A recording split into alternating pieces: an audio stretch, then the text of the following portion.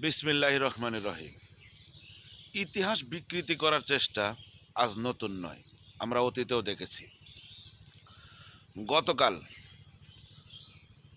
আবারও ইতিহাসের বিকৃতি করার প্রচেষ্টা করা হয়েছে। এর তীব্র নিন্দা ও প্রতিবাদ জানাই। আমরা অতীতেও দেখেছি স্বৈরাচার শহীদ প্রেসিডেন্ট জিয়াউর রহমানের বীরোত্তম খেতাব কেড়ে নিয়েছিল।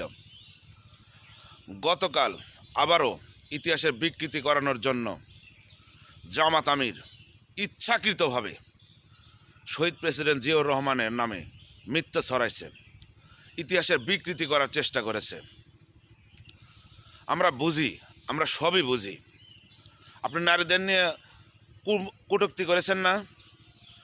এর ধামাচাপা দেওয়ার জন্য ইচ্ছাকৃতভাবে আপনি এই কাজটা করেছেন। আপনার আইডি নাকি হ্যাক হয়েছিল, তাহলে কি বলবো?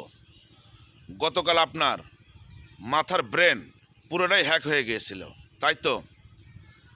আমরা বাংলাদেশি বিশ্বাসী জাতীয়তাবাদ শক্তি এর তীব্র নিন্দা করে রাখলাম। ইতিহাসের বিকৃতি কখনোই করা যাবে না। 26শে মার্চ কালুরঘাট বেতার কেন্দ্র থেকে শহীদ প্রেসিডেন্ট জিয়াউর রহমান স্বাধীনতার ঘোষণা দিয়েছিলেন। তিনি উই রিভোল্ট বলেছিলেন।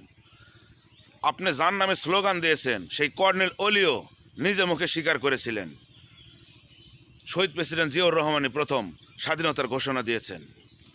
ইতিহাস বিকৃতি করার চেষ্টা, প্রয়াস, এটা আপনাদের বৃথা যাবে, অবশ্যই বৃথা যাবে।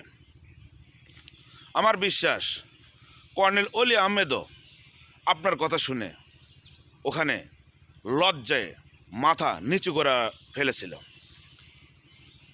ইতিহাস বিকৃতি করতে এসেন না, ভুলভাল বক্তব্য জাতির সামনে তুলে ধরেন না। 12 তারিখ সারাদিন এই মিথ্যাবাদীদের আপনারা পরিত্রাণ করুন।